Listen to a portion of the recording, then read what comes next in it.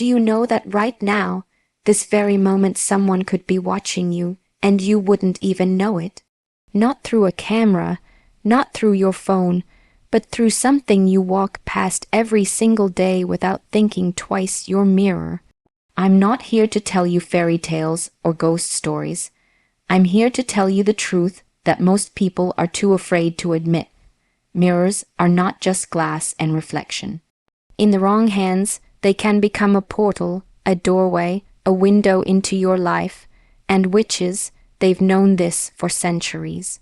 They love your mirror because it's one of the most underestimated tools they have to spy on you, to drain your energy, and to plant seeds of destruction in your life without ever stepping foot in your home. You think a mirror just bounces back your face, but what if I told you it also holds energy?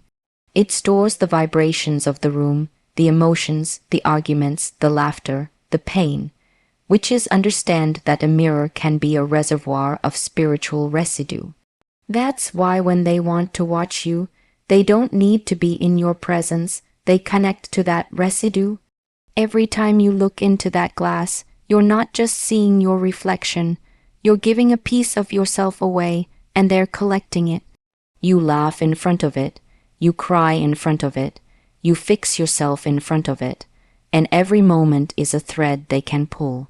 You might think, that's ridiculous. I don't believe in that stuff. But belief doesn't stop reality. People have ignored these truths for centuries and paid the price. Witches use mirrors for something called scrying, an ancient practice where they focus on your reflection to see what you're doing, thinking, and even planning. They don't just watch, they influence. They whisper into your thoughts, stir your emotions, push you into mistakes. You suddenly feel insecure about yourself after looking in the mirror. That's not always your voice you're hearing. It could be theirs. And here's the dangerous part. Mirrors in bedrooms, especially near your bed, are an open invitation. When you sleep, your defenses are down, your spiritual guard is lower. They use that moment to enter your dreams, to plant nightmares, to twist your subconscious, so you wake up heavy, anxious, drained. Ever notice waking up tired even after 8 hours of sleep? Ever wonder why you keep having the same disturbing dreams? Look around, check if a mirror faces your bed. It's not just bad feng shui, it's spiritual vulnerability. They also use mirrors to collect what's called image energy. Every time you prepare in front of it, you're imprinting your current state, your joy, your fears, your self-talk. If a witch gains access to that mirror physically or spiritually, they gain access to that energy. They can manipulate it, feed off it, or use it against you. That's why in many cultures, when someone dies, mirrors are covered immediately, because the soul, in its most vulnerable transition, can be trapped or disturbed through that glass. Most people walk past a mirror and see nothing more than glass and silver, but the truth is, in the wrong hands, it's not just a reflection, it's an opening. Think about it. A mirror doesn't just bounce your image back to you, it pulls it in, captures it. That's why witches have valued mirrors for centuries, not as decoration, but as a tool. They understand what you don't see. That glass can act like a portal, a thin veil between this world and the unseen one. And through that veil, they can watch. They don't need to knock on your door or sneak into your home. All they need is that surface and a link to you. And suddenly, the distance between you and them is gone. You think you're alone in your room fixing your hair, but through that mirror, you've already allowed someone else to step into your space. It's subtle, it's silent, and it's exactly why they love it, because by the time you even realize it's happening, they've already been there studying you, learning your habits, and collecting every little detail they can use to break you from the inside out. What you don't realize is that mirrors don't just reflect moments, they hold on to them. Every laugh, every tear, every argument that's ever happened in front of that glass leaves a trace, an echo of energy that doesn't just disappear when you walk away. Witches know this better than anyone. They understand that a mirror is like a sponge for the unseen. It soaks up the emotional residue of your life. If you've ever stood in front of one after a fight and felt that heavy, uneasy feeling, that's not your imagination. That's the energy still lingering there. And the longer it sits, the more it layers, building a record of your highs and lows, your fears and insecurities. When a witch connects to your mirror, they're not starting from scratch, they're tapping into a library of your emotions, your weakest moments, and your most vulnerable thoughts. That's why they can strike with precision, because your own mirror has been feeding them the script of your life without you ever suspecting it. Scrying. It sounds like something out of a fantasy novel, but it's not a fairy tale. It's one of the oldest and most powerful surveillance techniques witches have ever used, and the most frightening part is you might be helping them do it without realizing it. Scrying is the art of staring into a reflective surface like water, glass, or, yes, your mirror, to see beyond what's in front of you. But this isn't about just looking, this is about entering. When a witch scries, they're not simply gazing at an image, they're using that mirror like a screen that streams your life in real time. They can see your movements, your surroundings, even the subtle emotions that flash across your face. It's not random, it's targeted, and it's personal. Imagine this, your mirror in your bedroom, your bathroom, or that decorative one in your hallway. It's like having an unlocked window to your private world. You walk past it every day, completely unaware that on the other side, someone could be watching. Scrying doesn't require them to be in your house.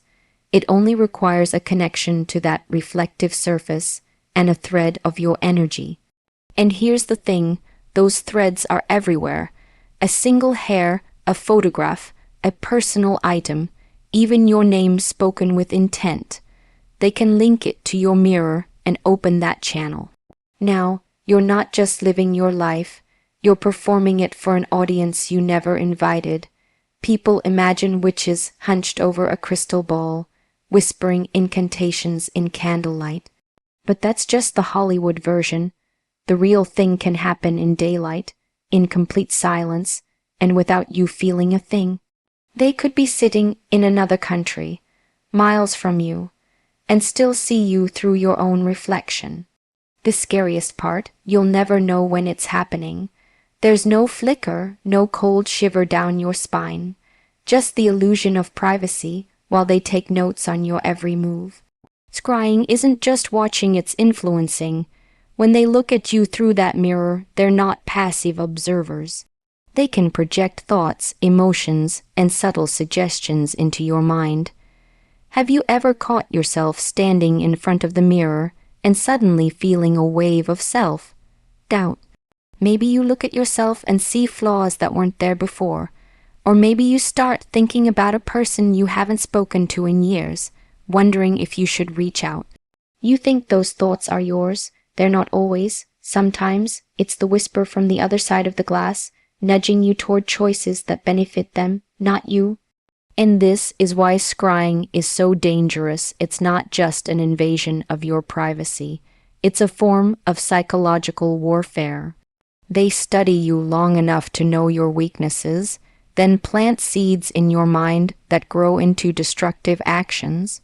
You'll think it's your idea to quit that job, end that relationship, or skip that opportunity. But the reality is, you've been maneuvered like a chess piece by someone who's been studying your every reaction. They can also use scrying to monitor your environment. That's why witches love when a mirror reflects a wide area of your home. They can see the layout of your space, where you keep certain items, and even who comes and goes. Every detail is intelligence they can weaponize later. You might think you're safe because you never post about your life online, but if your mirror is exposed, you're giving them a live feed of your personal world for free. Some witches use scrying to track patterns in your energy. They watch when you're strong and when you're drained. They wait for those low moments when you're stressed, lonely, or distracted because that's when you're easiest to influence. And since mirrors capture your emotional state so vividly, they can see it the instant it shifts. You can't hide exhaustion or pain from your own reflection, and that means you can't hide it from them either. What makes scrying even more insidious is how easy it is for them to cloak their presence. The same way you don't notice the microscopic smudge on your mirror until light hits it at the right angle. You won't notice a witch's energy unless they want you to. They're not looking to scare you off. They're looking to stay hidden so they can keep collecting information. The longer they watch, the more accurate their manipulations become. They can use this practice to target not just you, but the people around you. They can watch your children, your partner, your friends, anyone who comes into range of that mirror. And because those people didn't put up their guard against witchcraft, they're even easier to manipulate. This is how one compromised mirror can destabilize an entire household without a single person realizing the source. You might be thinking, how can they really see all of this through a piece of glass? But mirrors have been tied to spiritual sight in almost every culture on earth. Ancient Egyptians polished bronze to see visions. The Chinese used mirrors as protection against evil because they believed they revealed truth. The Mayans saw mirrors as sacred portals to other realms. These beliefs didn't come from nowhere. They came from centuries of observing what these reflective surfaces could do. Witches today just use those same principles for darker purposes. Here's something people overlook: scrying doesn't require a large mirror. Even a small handheld mirror, a compact in your purse, or a decorative piece on your desk can be enough. It's not about size, it's about the reflective property. They can focus their vision through even the smallest surface, and once they have that link, they can magnify what they see in their mind's eye. That means it's not just the big mirror in your hallway you need to worry about. It's every reflective surface you own. And it doesn't stop at glass. Witches have adapted scrying to modern life. They can use screens, black TV screens, computer monitors, even your phone when it's off, to channel the same kind of vision. Why? Because anything reflective can be manipulated into acting like a mirror. That's why they love homes full of glossy surfaces, shiny decor, and yes, those trendy wall mirrors people put in living rooms. You're surrounding yourself with potential openings without realizing it. What you also need to understand is that scrying works both ways. Just as they can see you, you can sometimes sense them if you know what to look for. That moment when you catch your own reflection out of the corner of your eye, but feel like someone else is there, that's not always your imagination. Or when you glance in the mirror and for a split second, your own face looks different, more tired, more shadowed, more off. That's your intuition warning you that something's not right, but most people dismiss it. They shrug it off and keep going, leaving the channel wide open. If you've ever heard stories of mirrors being covered in times of death, it's because scrying can be used to disturb the soul at its most vulnerable. That same principle applies to the living. When you're going through grief, heartbreak, or illness, your defenses drop, and that's when scrying becomes even more effective. A witch doesn't need to break into your home to know you're struggling. They just have to watch through the mirror, see the pain in your eyes, and act. They can also use scrying for timing. Say you're planning a big move, a career change, or a personal goal. They can watch through that mirror, see the preparations you're making, and sabotage you before you even get started. Ever notice how sometimes just when you're about to take a big step forward, something random, happens to throw you off track? That's not always coincidence. Sometimes it's the result of someone watching, waiting, and striking when you're at the edge of success. And here's what most people don't realize: scrying doesn't have to be done by a witch sitting in front of your mirror. They can place an object in your home that acts as a bridge, linking your mirror to their own. This could be a gift, a piece of jewelry, or even a photograph. With that connection established, they can scry from their location using their own reflective surface, and your mirror becomes nothing more than a silent informant feeding them everything they want to know. You might be wondering, why me? Why would anyone want to watch me? But understand this: witches don't always target people because of who they are. They target because of what they can take. Maybe it's your confidence, your opportunities, your happiness. Maybe it's simply because they can. Scrying gives them access to you in a way that's clean, undetectable, and long-term. It's the perfect method for slow destruction. No one sees the knife until the wound is already deep. And if you think ignoring it will make it go away, you're wrong. The longer a mirror is left unchecked, the stronger the link becomes. Every time you stand in front of it, you reinforce the connection. Every time you look into your own eyes in that glass, you give them one more chance to see deeper into your soul. They count on you not believing this. They count on you laughing it off as superstition. That disbelief is their cover. It allows them to operate without resistance, without barriers, without you even attempting to protect yourself. And by the time you realize you should have taken it seriously, they've already seen enough to do whatever they want.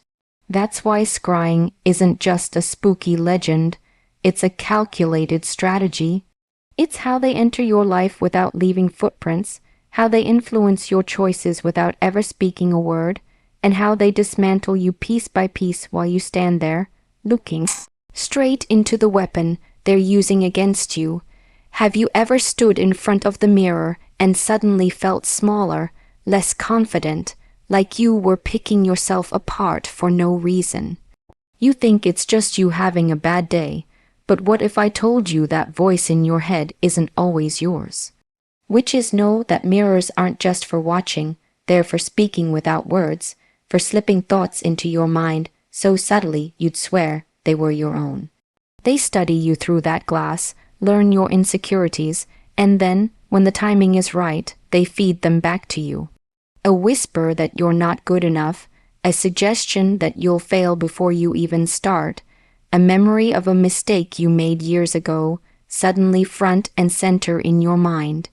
You believe you're just being hard on yourself, but really, you're being steered, and the most dangerous part is how invisible it feels. There's no sound, no shadow, no sign of intrusion. Just you, staring into your own eyes, unknowingly arguing with someone else's words inside your head. They understand that if they can make you question yourself, you'll start destroying yourself without their help. That's how they win, by making you fight battles that aren't even yours, in a war you don't even know you're in. A mirror in your bedroom might seem harmless, just a place to check your hair in the morning, or make sure your outfit looks right before you leave the house. But if that mirror faces your bed, you've just given anyone who knows how to use it a front row seat to the most vulnerable hours of your life. When you're asleep, you're defenseless, your body is still, your conscious mind is offline, and the only thing standing between you and whatever's out there is your spiritual guard. And here's the truth: when that guard is down, witches know it. They know it because they've been watching through that mirror, waiting for the exact moment when your energy is the easiest to reach, when your spirit is at its most unprotected. Sleep is when your body repairs itself, but it's also when your mind opens up. Your subconscious becomes more accessible, more impressionable. That's why they love bedroom mirrors. While you dream, they can step in. They can plant thoughts, fears, even images into your mind. You'll wake up thinking it was just a dream, but the seed has been planted, and like any seed, it grows. Maybe it grows into doubt about someone you love. Maybe it becomes a fear you can't shake. Or maybe it's just a constant undercurrent of anxiety that makes you feel heavy every morning, and you can't explain why. Think about how intimate your bedroom is. This is where you rest, where you cry, where you're unguarded in every way. Every sigh, every restless turn in your sleep, every murmur you make, it's all visible in that mirror. And if someone is watching through it, they're not just seeing your body, they're reading your state of mind. They can tell when you're stressed, when you're content, when you're deeply troubled. They use that information to time their attacks, striking when you're at your weakest. The old belief that mirrors shouldn't face the bed wasn't just about aesthetics or superstition. It was born from generations of people who understood this danger. In Feng Shui, a mirror facing the bed is said to bounce energy around the room, disturbing your rest. But witches take it further. They don't just disturb, they invade. Your bed becomes the stage, and that mirror becomes their screen. They see you lying there unaware, and that's when they reach in to do their work. There's something else you need to understand. During sleep, your soul is believed to travel. Some call it astral projection, some call it dreaming, but either way, part of you is not fully in your body. That's when the mirror becomes a gateway. A witch can use it to pull at your spirit, to lure it toward them, to trap it in confusion, so you wake up feeling like a part of you is missing. You'll go through your day sluggish, unfocused, maybe even sick, and you'll blame it on stress or diet when really, it's because you've been spiritually tampered with in the hours you thought you were safe. They don't even have to cause nightmares for their influence to work. In fact, the most effective attacks are the ones you don't notice. They can give you perfectly ordinary dreams, but with subtle emotional hooks, shame, fear, doubt, that you carry into your waking life without realizing the source. Over time, this shapes your behavior. You start avoiding certain opportunities. You second-guess yourself more. You isolate, and all of it began while you were lying there, thinking you were resting. A mirror in the bedroom also allows them to watch the energy flow in your space.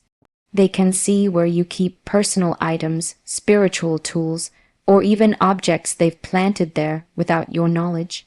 If they've hidden something in your home, that mirror becomes their surveillance tool to make sure it stays in place, to see how often you interact with it, and to monitor whether you've discovered it yet. Even the positioning of the mirror matters.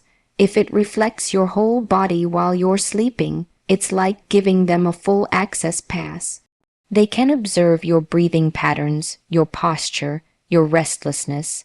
These small details tell them more than you think.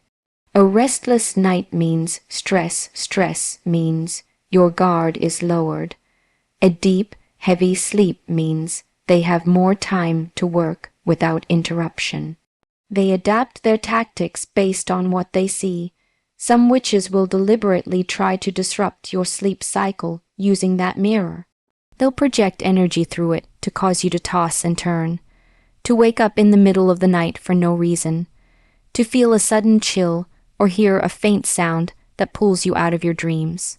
And once they wake you, they can slip thoughts into your mind while you're in that groggy, half-awake state.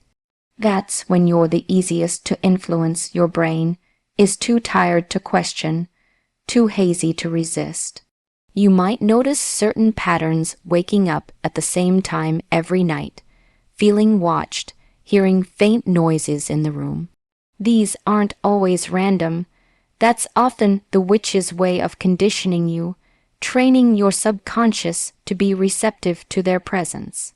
Over time, you stop noticing the disturbances, but your spirit continues to respond to them. You adapt to the intrusion without even realizing you've been invaded. The reason bedroom mirrors are so effective for them is because you can't avoid them. In a living room or hallway, you might walk past a mirror without engaging. But in your bedroom, you can't escape its gaze while you sleep. It's there for hours, capturing you in your most defenseless state, giving them a consistent, uninterrupted feed of your energy night after night. This is a level of access most people wouldn't even grant their closest friends, and yet they hand it to strangers on the other side of the spiritual realm without a second thought. And if you share your bed with someone else, that mirror doesn't just watch you, it watches them too. That means if they can't break you directly, they might target your partner, creating tension between you, planting seeds of distrust, or draining one of you so the other becomes emotionally overburdened. Relationships have been eroded this way, not because of any real conflict, but because an outside influence kept whispering poison in the night. What's even more dangerous is that they can use the same mirror to strengthen their hold over time. The more nights they watch you, the more familiar they become with your energy. That familiarity creates a kind of spiritual blueprint. Once they have it, they can affect you even when you're nowhere near that mirror. It becomes easier for them to send you exhaustion in the middle of the day, to sour your mood out of nowhere, to make you feel watched in places far from home. The mirror is just the starting point. The end goal is unrestricted access to you at all times. Many cultures once treated mirrors with reverence and caution, especially in sleeping spaces. Some covered them at night, others avoided having them entirely. They understood what most people today have forgotten, that a mirror isn't just a piece of furniture, it's an active participant in your environment. And when it faces your bed, it's participating in your life in the hours when you are least aware of it. So when I say a mirror in your bedroom is dangerous, I'm not talking about bad interior design or old-fashioned superstition. I'm talking about giving a skilled manipulator, a silent, loyal spy that reports on you every single night. I'm talking about an open invitation to step into your dreams, to tamper with your thoughts, to drain your spirit without ever touching your body.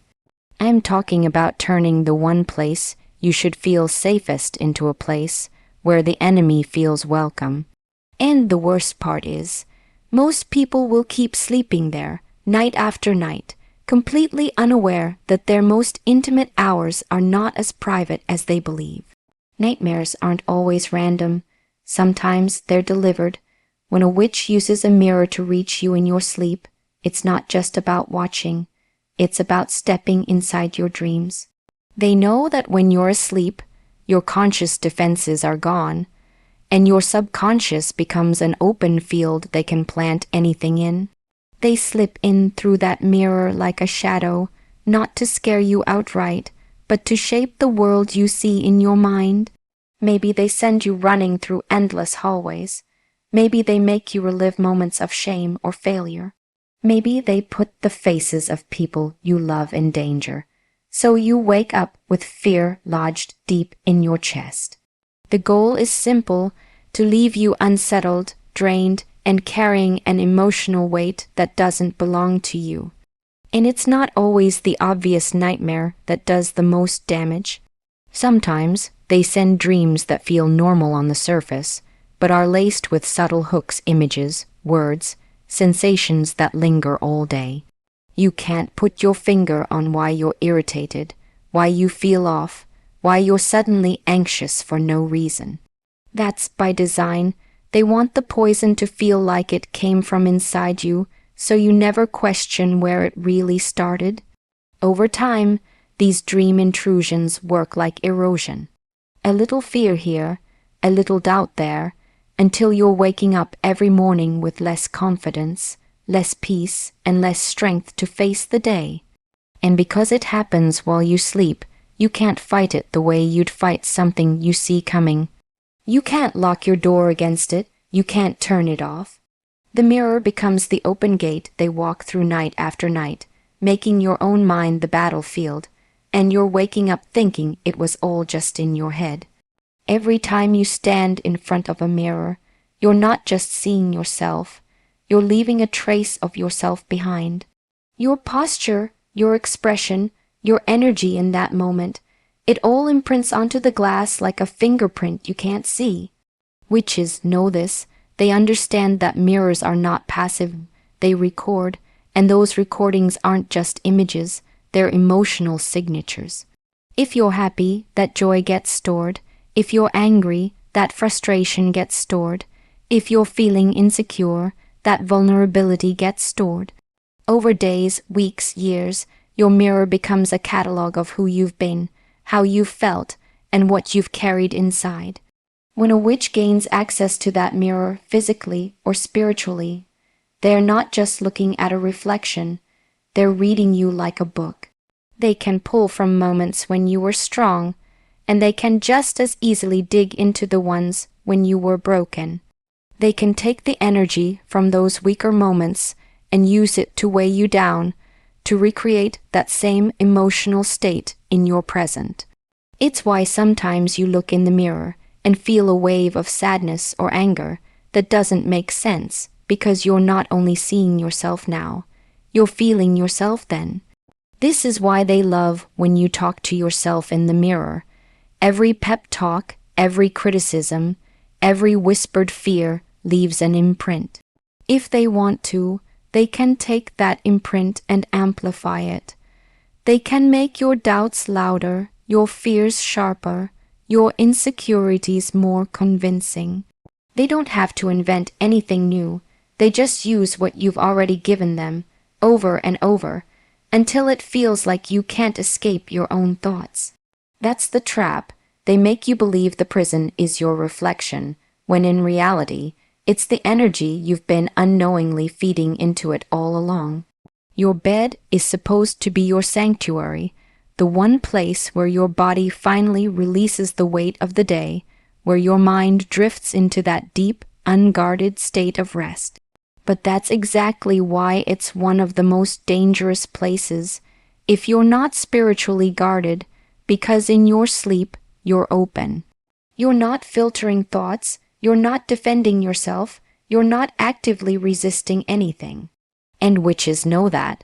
They know the bed holds the most intimate imprint of you, your scent, your warmth, your dreams, your fears.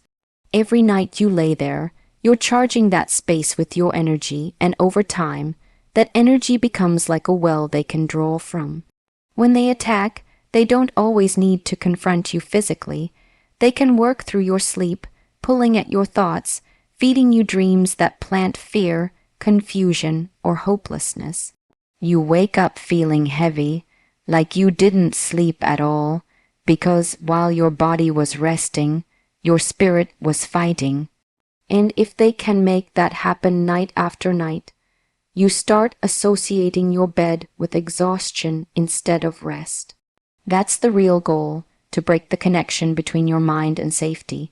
If you can't even rest without being invaded, they know it's only a matter of time before your will weakens.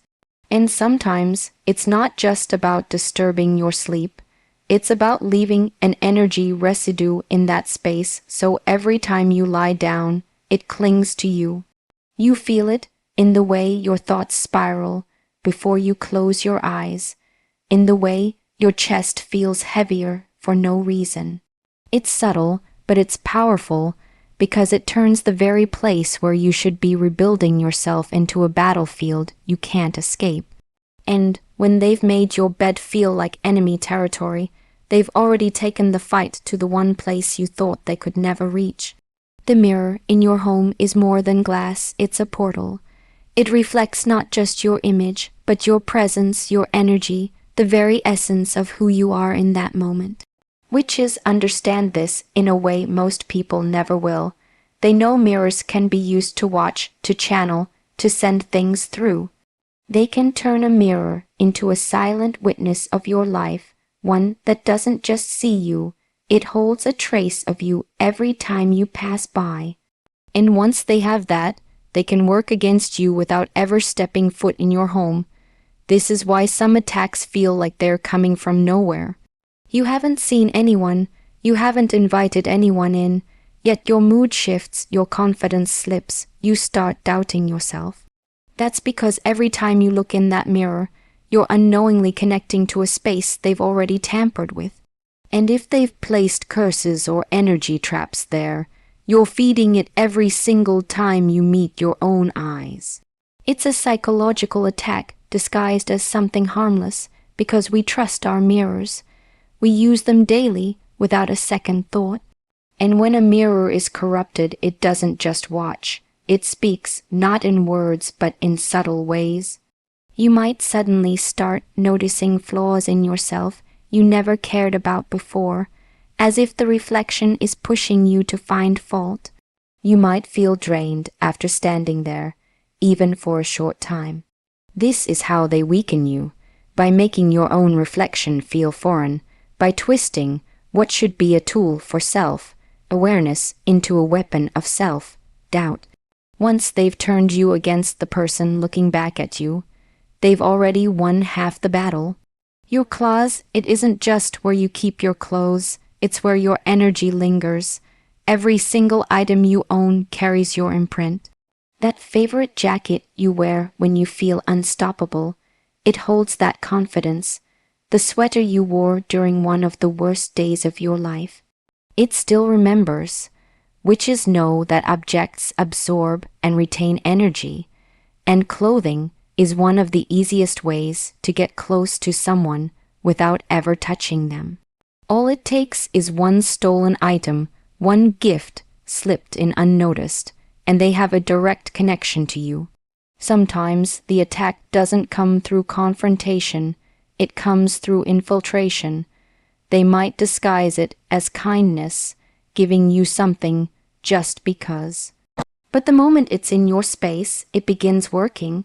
You don't question it because it's a shirt, a scarf, a pair of shoes. You think clothing is just fabric, but in the wrong hands, it's a key.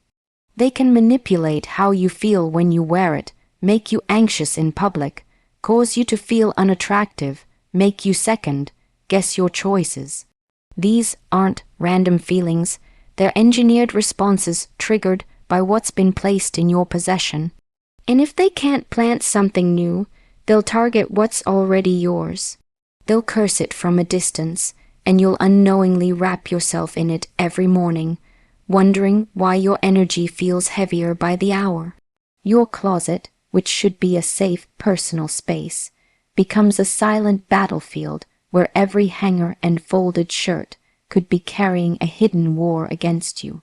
That's why awareness is everything, because when they can't attack your body directly, they'll settle for attacking the things that touch it every single day. At the end of the day, your greatest defense is not fear, but awareness. When you understand that the spiritual and physical are deeply connected, you stop treating your possessions as just things and start seeing them as extensions of yourself. You realize that your home, your clothing, your personal space all carry pieces of your energy, and that energy is worth protecting. Witches, manipulators, and anyone with harmful intent can only succeed where you leave the door open. The moment you become intentional, the moment you guard what's yours, you strip them of their power. Protect your space, protect your energy, and you protect your life, because once you understand the game, they can't play you anymore.